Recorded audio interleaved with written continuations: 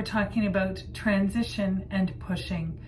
So we've talked about the signs and symptoms of labor, what labor kind of unfolds like, the thought processes and the mental challenges that can accompany being in labor, and ways to overcome that.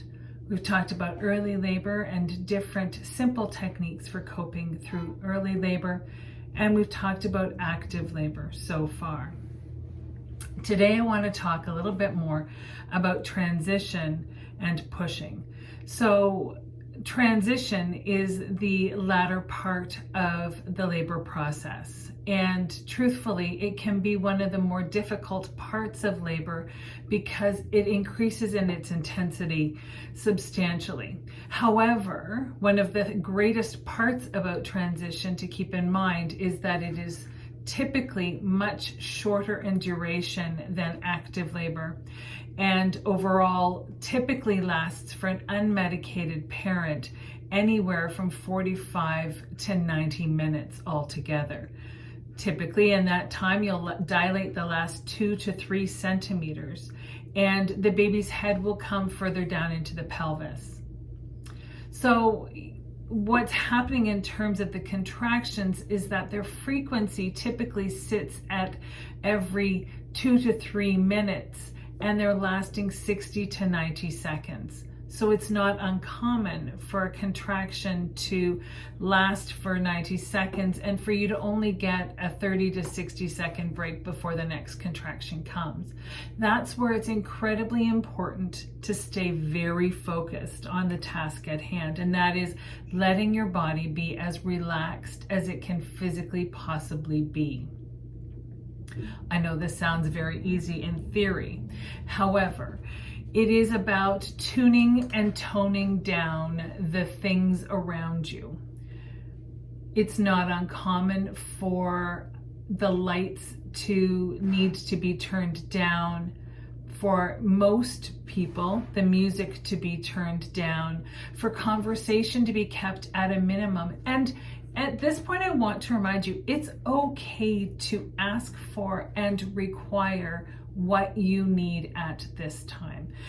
We often want to be very careful about what we say, and I'm in no way suggesting that I want you to be rude to anyone, but sometimes those of us around us don't realize how intense the things are that we're feeling, and so that external stimuli by conversation and things like that can sometimes make things feel more intense. Obviously, they're not making them actually more intense, but they feel more intense because the external stimuli, the conversation, the questions, the noise in the background, the beeping of machines, things like that can be aggravating when you're trying to concentrate on just letting your body relax, letting yourself sink into the position that you're in, slowing your breathing down into a rhythmic pattern. So sometimes it can be helpful to just put your hand up and just say,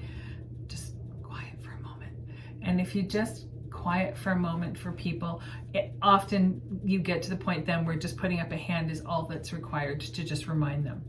If you're birthing with midwives, it's not uncommon that during transition, the second midwife arrives, which then means that there's conversation that needs to take place between your primary care midwife, who's there to care for you, and your backup midwife that's there to ultimately look after you until the baby's born, and then make sure that baby's okay, so that you each have a care provider once the baby's on the outside.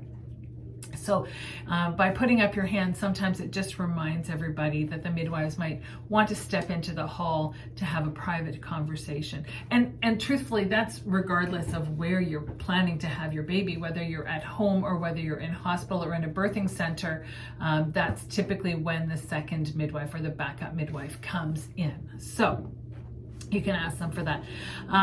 Same with nursing staff. If you're birthing with an OB or a GP, then sometimes the nursing staff will come in to make sure that all is going well in the room. And if that's the case, then it may be just a quick hand up to remind them to just take their conversation to the hall. As your support around you wants to help, sometimes it's just in those moments that a simple laying of a hand on a shoulder and not moving it, or a holding of a hand and giving a gentle squeeze, are the kinds of things that benefit the laboring parent, so that there isn't a lot of stimulus happening from that perspective as well. And I generally encourage that anyone who's doing support for someone in transition be as close as they can be and as close as is tolerable, because sometimes that your face in their face, not pressed up against it, but with just a few inches apart, helps to physically block out some of the external stimuli as well. So that can be helpful. As I say, contractions can come very frequently, and last for about a minute to a minute and a half. And it can take some time for you to kind of get in the rhythm of coping with that, but you will find a rhythm there. Usually the physical body wants to be more sedate. So in a birthing tub, if you're birthing in water, on the labor bed, if you're birthing in a bed, on your bed at home, if you're doing that, on your hands and knees, lying on some pillows, but you want to be more physically supported and sedentary, because that's the time you don't want to be expending a lot of energy away from the uterus. You want all of the energy in your body, all the blood flow in your body to be moving towards the uterus and the cervix, so that they can do the work that they need to do to bring the baby down and out. And then you get to that point that every person is waiting for when it comes to labor. When can you actively start to participate in the process by pushing? And I want to remind you that pushing isn't a fast thing. It typically looks that way when we see it depicted in movies and on screens, and it's not.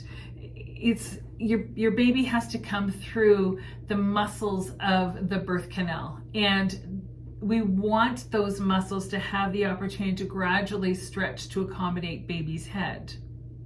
If we move too quickly, then what ends up happening is that, first of all, it's hard on our body, but it's also hard on baby's body to be born that quickly. So we want to be able to push the baby down with our contractions, and then when the contractions ease off, we want to take a rest.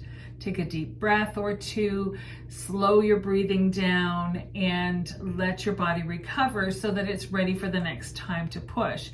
And when we're pushing, our contractions tend to space back out again, ultimately giving our body a chance to rest, especially at the beginning of pushing. It's not uncommon for contractions to space out closer to 3 minutes, 3.5, 4 minutes apart, giving you about 60 seconds where you can push with the contraction, and then an opportunity to rest and recover between. And that we're just bringing that baby down, stretching in a little bit of the tissues and letting the baby come back up. And the baby's going to come down and come down and come down. And for those of you who live in snow regions, then you understand the concept of getting your car stuck in the snow. And you have to rock the car back and forth to get the car out of the snow before the tire catches and it moves forward. And it's not dissimilar with birth, although babies aren't cars, clearly. But what I want to just draw the similarity to is that you're going to push and you're going to push, and the baby's going to come down, and it's going to come down and a bit around the pubic bone, and down and a bit more around the pubic bone. And they have a bone structure they have to get their head around before they can launch their bodies back up. And that takes some time. And so I don't want you to be discouraged. And it's so often that I'll hear a care provider who's watching as a person's pushing, and they'll say, "Oh, I can see the head, I can see the head." And what that care provider is seeing is what's normal for them. But what the expectant parents are thinking is that, "Oh my gosh, are there blue eyes? Are there 2 ears? Is the whole head there?" And in fact, what the care provider is seeing is usually a slight separation of the labia with a little bit of a dark spot underneath that's moving towards them and then back away again. So it is a process. It takes some time, and that's okay, because that's best and easiest for your body. For your first baby, it's not uncommon for that process to take about 2 hours or so altogether. That's not 2 hours of constant pushing. Remember, that's 2 hours of pushing a little bit and then a break, and then pushing a little bit and then a break. And then once the head comes around that pubic bone and sits there, then from that time until the baby's born is a very, very brief period of time. And the baby comes out of your body with the head facing the floor, typically speaking. And then your care provider will probably move the head a little bit to see how the baby's restituting or turning. And then your baby will turn sideways so that the head can be moved to the side and the top shoulder can be borne by you. And then they'll lift the head so that you can push and birth the second shoulder, and then the body slides right out. And generally speaking, if all is going smoothly and well, baby will be delivered from your body directly to your body. And we'll put that baby immediately skin to skin with you, and then put a blanket or a towel or a sheet or something over top of the baby, and we'll just pat the baby dry a little bit. But in doing that, in putting your baby directly on your body after you've pushed and birthed your child, we decrease the likelihood of your child needing to spend time in the neonatal intensive care unit by 17%. 17%. We've done nothing medical. We've simply put your baby ultimately where you want your baby to be, because you've worked hard to get this child out of your body. Let's be honest. Labor's hard work. We've said it before. You've worked hard to get this child out of your body. You've pushed and you've pushed, and you grab that child and you put that child up against your body, and you want to look at everybody else and say, this one's mine. You want one, get one of your own. I've worked hard for this one. But this baby is exactly where you need this child to be. And by putting your child skin to skin with you, you smell familiar. You sound familiar.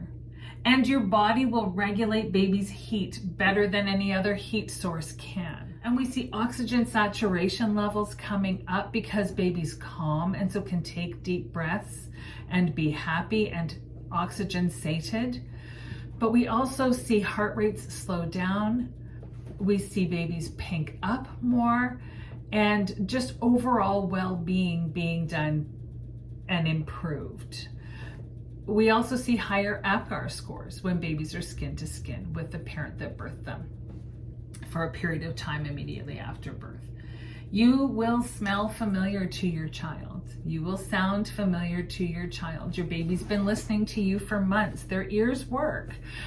So they've been listening to you for months. So while they're snuggled up against you, talk to them. Tell them that you're glad that they're there. Tell them how hard you guys worked together to meet one another, and share that love.